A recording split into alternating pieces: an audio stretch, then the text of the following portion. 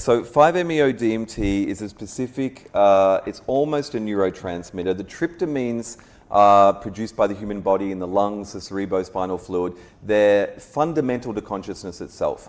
So the gut, we were talking about before, produces serotonin, and we have serotonergic pathways, which are very fundamental to consciousness. Melatonin, which is in the skin pigment, is in the tryptamine family. The tryptamines are used in ayahuasca, and that's why it can be great for the visionary component as well, but it's very much a healing and cleansing and letting go. The indigenous people who have been custodians of plant medicines understand they don't just connect us with consciousness, they connect us with our feeling capacity, with the planet, and they remind us to plug back into the web of life, to come home, right? And so 5-MeO is potentially the king of psychedelic compounds, and it is endogenous to the human brain. So there's been legal tests done with tryptamines and DMT in the 90s by Rak Razam. He wrote a book called DMT, The Spirit Molecule, which was made into a documentary as well. And there's other tests going on at the moment with 5-MeO-DMT in different organizations around the world legally as well. But essentially what they believe, and it's still to be fully proven in human subjects, they've tested it on rats. They have these amazing things where they now grow human neuronal cells in petri dishes and test out tryptamines on the brains in a petri dish, right? Yeah. But essentially what they've discovered is that tryptamines in general are potentially the thing which opens the dreaming every night in sleep.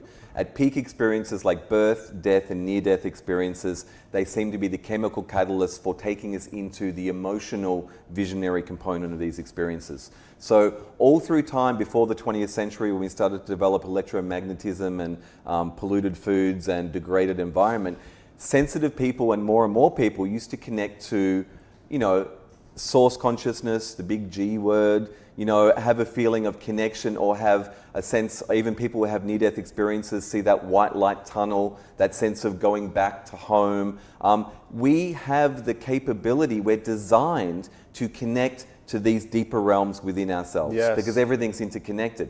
But it's been degraded over time, not just the one-bar signal, but our lifestyle, our habits, our egos have degraded our electromagnetic capability to receive the signal at full 5-bar Which is why mystics still go to caves in the middle of nowhere and just shut out the world and go in. Or if people are in nature, they feel better. They feel like they can receive and they can open more because they're not getting degraded by civilization. Civilization is killing us, if you haven't noticed, right?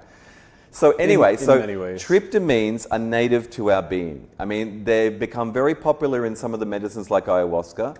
There's another medicine that I work with in countries where it's legal. I lead retreats over in Mexico, as well as ayahuasca retreats in Peru, which is the Bufo alvarius toad. Now, this toad comes from the Sonoran Desert in the north of Mexico over into Arizona.